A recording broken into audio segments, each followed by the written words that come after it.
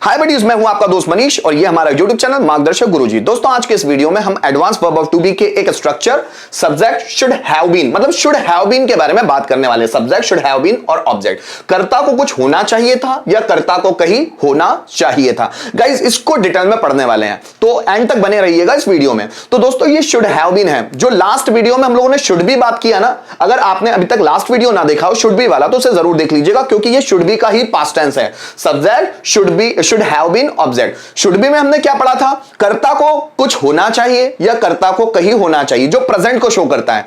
लेकिन ये should have been past है, मतलब शुड बी का पास्ट टेंस। ये जो शुड बी होता है ना दोस्तों, शुड बी है ना, तो ये प्रेजेंट में इस्तेमाल किया जाता है, और ये जो शुड हैव बीन है ये पास्ट में इस्तेमाल किया जाता है। ठीक है, दोनों ही कॉन्सेप्ट को हम समझेंगे, वो भी डिटेल में। तो लास्ट हमने जो शुड बी पढ़ा है उसको आप पहले समझ लीजिए डिटेल में, ताकि ये आपको अच्छे से समझ में आए। ये पास्ट टेंस है। Subject should have been, object. कर्ता को कुछ होना चाहिए था या कर्ता को कहीं होना चाहिए था। जैसे राम को खेत में होना चाहिए था, मुझे घर पर होना चाहिए था, आपको यहां होना चाहिए था, मुझे वहां होना चाहिए था, तुम्हें उस शादी में होना चाहिए था, तुम्हें उस फंक्शन में होना चाहिए था, तुम्हें राम के बर्थडे पर होना चाहिए था, उसे कंपनी में होना चाहिए था, मुझे डॉक्टर होना चाहिए था, उसे इंजीनियर होना चाहिए था, आपको टैलेंटेड होना चाहिए था, आपको गवर्नमेंट एम्प्लॉय होना चाहिए था, आपको प्राइवेट वर्कर होना चाहिए था, उसे जादूगर होना चाहिए था, आपको एनर्जेटिक होना चाहिए था, मुझे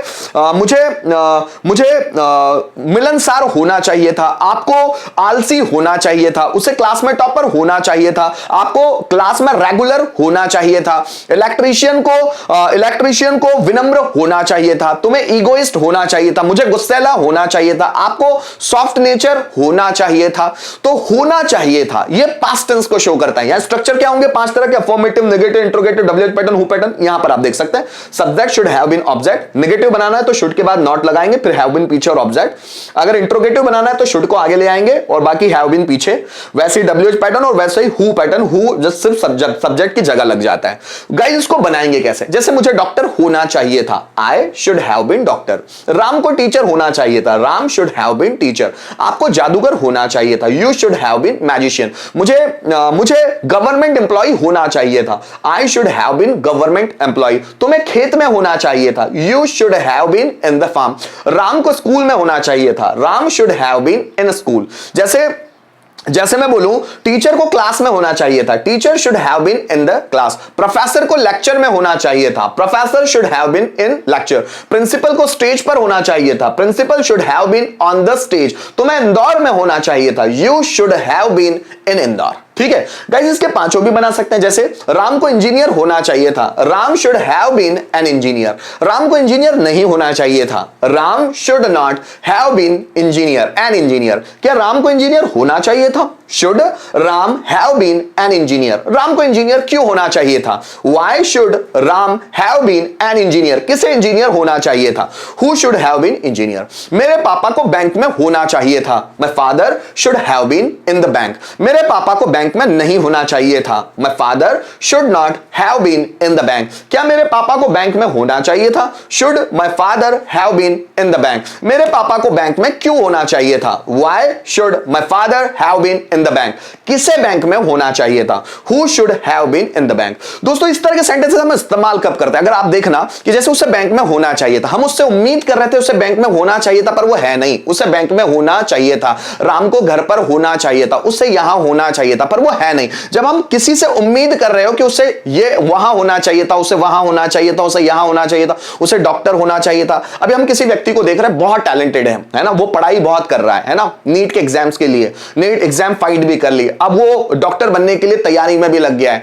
उसे डॉक्टर होना चाहिए था, लेकिन हम उसे किसी कंपनी में जॉब करते हुए देखते तो हमें आश्चर्य होता है कि भाई उसे डॉक्टर होना चाहिए था और वो कंपनी में जॉब कर रहा है। तो ये हम उम्मीदों वाले सेंटेंस है ना, जैसे उसे डॉक्टर होना चाहिए है ना, या उसे डॉक्टर होना चाहिए था, पास्ट की बात कर रहे हैं। बात वही है, हम किसी से उम्मीद कुछ और कर रहे हैं और सामने वाला कर कुछ और रहा है, तो हम लोग इन स्ट्रक्चर्स का इस्तेमाल करते हैं। गाइस अगर इनको हम लोगों को कुछ ट्रांसलेशन करना है तो आइए उसको भी समझते हैं, देखते हैं कैसे ट्रांसलेशन होंगे इनके।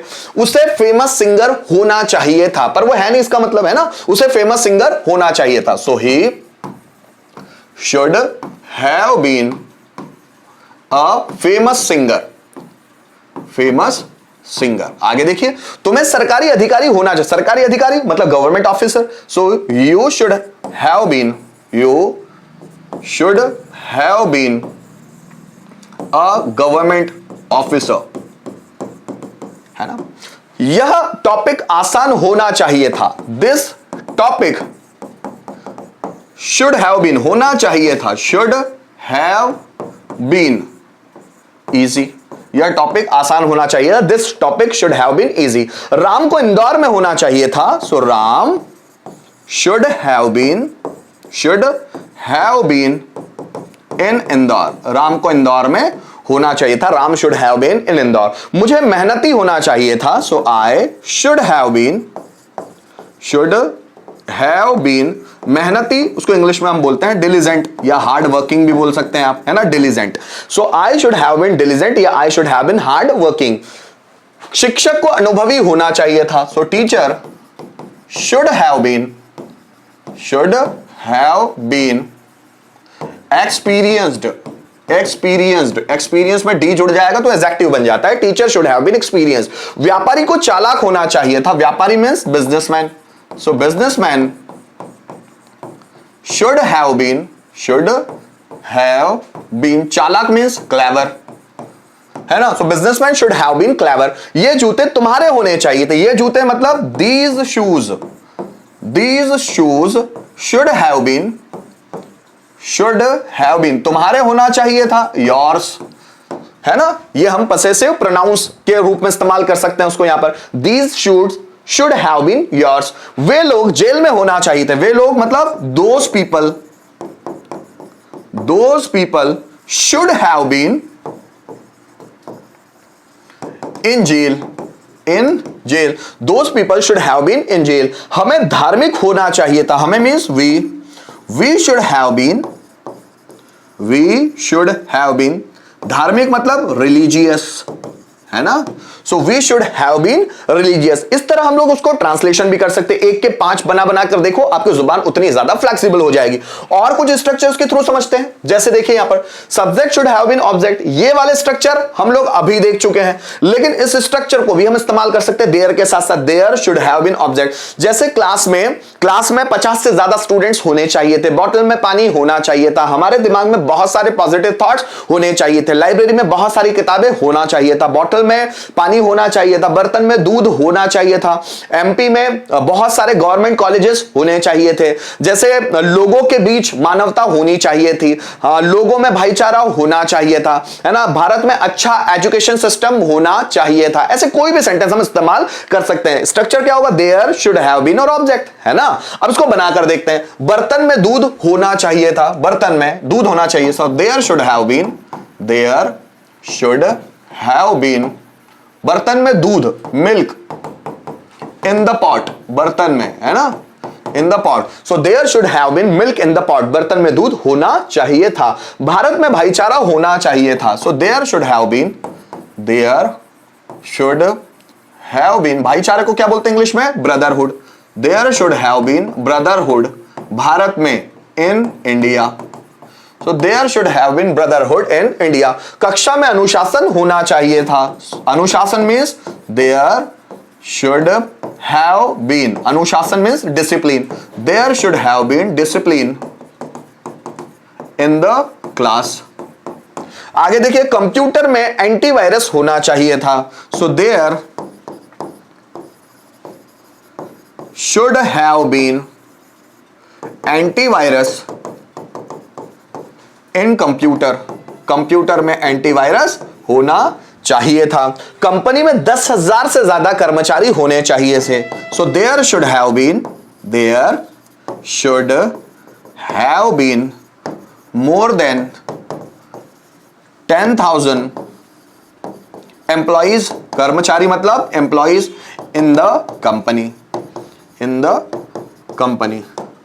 So there should have been more than 10,000 employees in the company। Company में 10,000 से ज्यादा कर्मचारी होने चाहिए थे। So guys, ये जो यूज था ये should have been का यूज था, जो should be का past tense होता है। should be मतलब होना चाहिए और should have been होना चाहिए था। तो जैसे मुझे डॉक्टर होना चाहिए, I should be डॉक्टर, मुझे डॉक्टर होना चाहिए था, so I should have been doctor. मुझे उम्मीद है दोस्तों इस वीडियो के माध्यम से आपको शुड हैव बीन वाला जो advance verb of to be होता है, इस कॉन्सेप्ट को भी अच्छे से समझ में आने के लिए आपको कोई दिक्कत या परेशानी का सामना नहीं करना पड़ा होगा। Thank you so much for watching this video till the end.